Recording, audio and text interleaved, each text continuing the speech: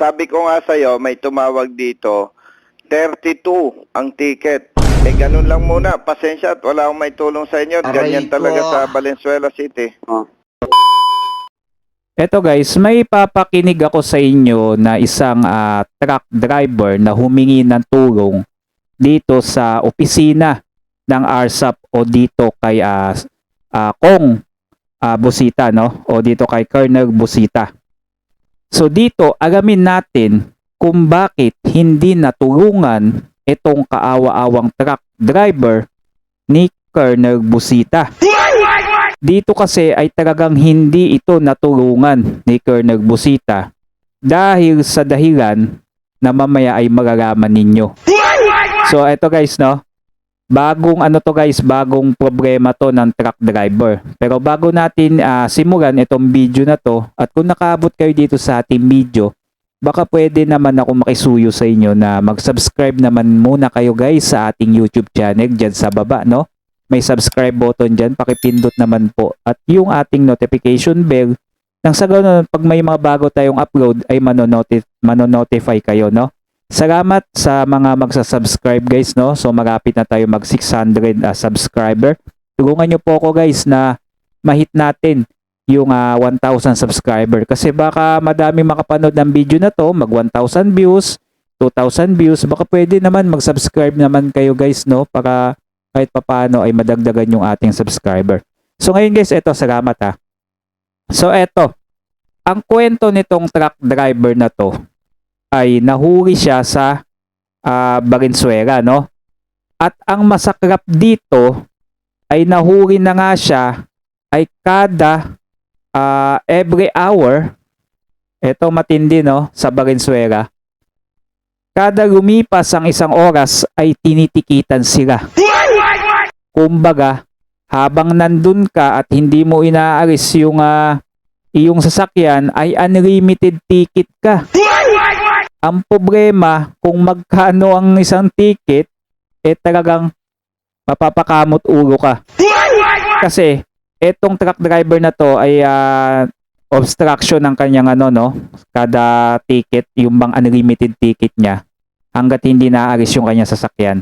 Dito ay nagpasaklolo siya sa mismong RSAP o dito kay Colonel Busita. Nagpasaklolo siya dahil yung kasi niya, truck niya ay nakramp pa. Kumbaga nakramp.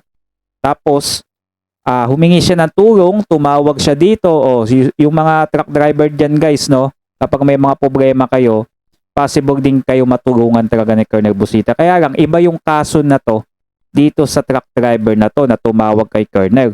So eto, alamin natin kung bakit hindi siya natulungan. Panoodin natin yung pakinggan natin yung kanilang usapan.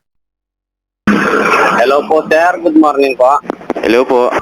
Magtatanong lang po, nandito po kami ngayon sa Valenzuela. Ngayon po yung truck nasiraan. Napadlock po, tapos kada isang oras nag-issue sila ng ticket o violation. Isang violation lang po, naka 8 ticket na yung driver namin. 8 ticket po? Opo, kada isang oras po tiniticket nila. Ang tindi ng Valenzuela, no? Obstruction ni isang ticket lang kada oras, babalikan ka tapos titikitan ka ulit. Alam niyo ba kung magkano ang dyan guys? 500 pesos yan. Ang obstruction kada ticket. So kung nakawalo ka, instant 4K. Pagdo-pagdo ang mga enforcer o yung LGU, no? Ngayon po sir, papunta kami po ngayon dito sa opisina nila. Ganun po ba talaga yung patakaran dito? Nakaka-8 ticket na kayo, sir? Opo, nakaka-8 ticket na kami. Ilan po kayo, sir? Taga Pampanga po. Ticket namin nabayaran. Wait lamang po. Sige po. Hello, sir? Hello po sir. Hello, sir. Sir, pwede po bang, sir, pakipicturean po, sir, po lahat, sir, ng ticket po? Sige po. Tapos kanino po send Then, pangalan po? i-send na lang po sa akin, po? Anong sa Viber po? Hindi po, sir. Dito po, sir, sa may Facebook po ba kayo, sir, po? Messenger po, pwede? Po, sir. Pakisend na lang po, sir, sa phone ko po, sir, na Broban. Po? BRO, tapos space Victory AN po. Victory AN po. Apo, at van. van po, sir, nasa sakyan po. Van. Apo, yes po, sir. Sige po. Thank you po. Sir, picturean po, ano, then tawag po kay sir po pag na-send nyo na po sa akin para makita ko po, ano po. Okay po, sige po. Okay, sir, sige po. Opo, thank you po. Okay, sir. I-message ko po na lang po, sir, direct, ano po, nag-send up po ko, sir, ng like po para makita nyo po agad po. Sige po, send ko na lang po sa iyo mga kanina, hindi okay. Okay, sir po. Gusto rin po kasi, sir, makita po, sir, ni Colonel Busita, ano po, kung totoo po bang kada isang oras ay tinitikitan po nila kayo, ano po, at nakakawalang ticket na po kayo. Picturean niyo po, sir, ano po. Mabigat to, no? Kada ticket 500, tapos every hour babalikan ka ng enforcer. Pag hindi ka naka-alis doon, talagang mag-iipon ka ng ticket talaga. Matindi ang Valenzuela pagdating sa ganitong ano, no. So talagang ang dami talagang umiiyak diyan, no, ng mga kawaawang truck driver. At po, sir po. Sige po, sir. Okay po, then pakisandal lang po sa akin, sir.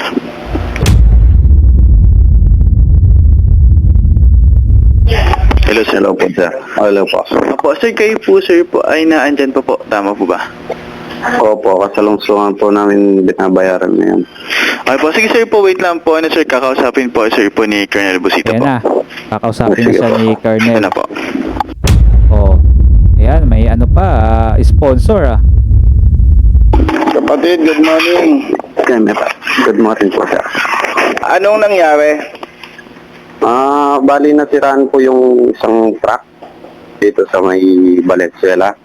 Napadlock na po, tapos tinigitan ng stall bagel. Tapos po kada isang oras, may enforcer, bumabalik, tinitigitan hanggang hindi pa tapos. Ano ang naging problema ng truck nyo? Nasunog po yung wirings niya sa battery, pati sa starter. Nako. Ako, Nagliyab po. mabagsik dyan. Oh, bagsik. Opo, sir. Dati may tumawag sa amin, 32. Aba, may tumawag Ang din. ticket na natin. Ang ticket? Oo. Habang hindi kayo nakakalis, titikitan kayo ng uulit-ulitin. Obstruction. Opo. Ganun na rin po yung nangyari sa amin ngayon. Oras-oras tinitikitan. Opo, sir. Obstruction. Opo. Anong oras ba nagsimula? Alas 12 po. Alas 12. Hindi, Opo. may 8 ticket na kayo ngayon. Opo, sir. Nako po. Walang ticket. Talagang 4,000 yun, no? Kahit mismong si Colonel Busita, alam niya mabagsik talaga yung Valenzuela, no? Pagdating sa ganitong traffic violation. Paano? Nagpahanap ka na ng materyales? Okay na po yung unit, sir. Ngayon, pinabayaran na po namin. Bali, 9,500 po yung total. 5,000 po yung clamping. 5,000 ang clamping. Opo. Tapos, 1,000 yung isang obstruction na stall bagel. 6,000. Opo, tapos, tig 500 yung 5 ticket. Ay, 7. Yung 7. Opo. 500 kada oras. Opo. Nandun na kayo sa opisina. Opo, ito na po, sir. Nabayaran namin. Nagpagigas kami sa opisina namin. O hindi makaalis yung truck kasi titikitan na naman pag hindi nabayaran, sir. Ganito. O, ayan. So, madidinig niyo guys, no? Talagang pinapaliwanag nitong truck driver yung kanyang kalagayan. At talagang gusto niya talagang matulungan siya ni Colonel Busita sa problemang ito, no? Kasi alam naman natin yan si Colonel, talagang matulungin yan sa mga rider, no? Lalo na sa mga driver, sa mga inaabuso sa kalsada. Eto, magugulat kayo guys dahil dito sa pagkakataong ito ay hindi talaga natulungan ni Colonel itong truck driver na to.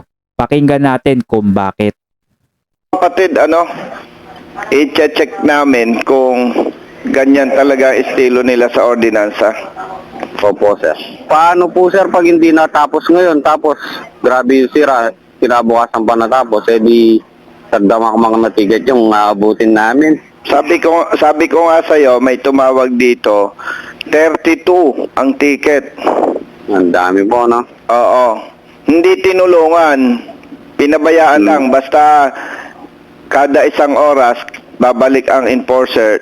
ticket ng ticket. titiketan. Opo, Oo. ganun po yung nangyari. Ganon ang style dyan. Yan naman truck, hindi maiwasan na nagkakaproblema, ano? Opo, sir. Eh, ganun lang muna. Pasensya at wala akong may tulong sa inyo. Ganyan talaga sa Valenzuela City. O, sige po, sir. Maraming salamat po. Agoy. Sa ibang pamamaraan, baka makatulong tayo at kung makapwesto tayo, baka ma-question natin yan. Kasi wala ng public service nasiraan ka na, hindi ka natutulungan, peperahan ka pa ng paulit-ulit. Opo. Opo, ganun po. Bigat, no? Opo, sir. Pagpasensyahan nyo na muna. Ganyan talaga sa Valenzuela City. Sige, kapatid. Salamat. Yun. So, hindi talaga matutulungan itong truck driver sa sitwasyon niyang ito, no? Eh, ganun talaga. Lahat ng tulong ay may limit talaga, depende sa sitwasyon. Kaya dito talaga ay medyo, di natin alam kung napanghinaan ng loob itong truck driver na to dahil hindi natulungan ni Colonel Busita, no? Dahil nga sa kanyang problema, eh talagang ano na lang siya, magbabayad na lang talaga siya, no? So yung iba dito guys, tinutulungan ni Colonel ng pambayad sa hindi ko lang alam kung binigyan to siya ng pangtubos, no? Sa kanyang lisensya o dun sa hindi natin alam guys kasi nadinig nyo naman, hindi daw matutulungan ni Colonel siya sa pagkakataong ito, no? So yun lang, anong masasabi ninyo dito? Talagang mag-ingat kayo guys, no, pagdating sa mga ganyan. Hindi naman maiwasan nga daw yung mga truck o mga sasakyan na masiraan. Lalo na't napadpad kayo sa Valenzuela ay talagang naku po, unlimited ticket kayo. So yun na lang guys, no. Yun, hanggang dito na lang. Salamat sa panonood.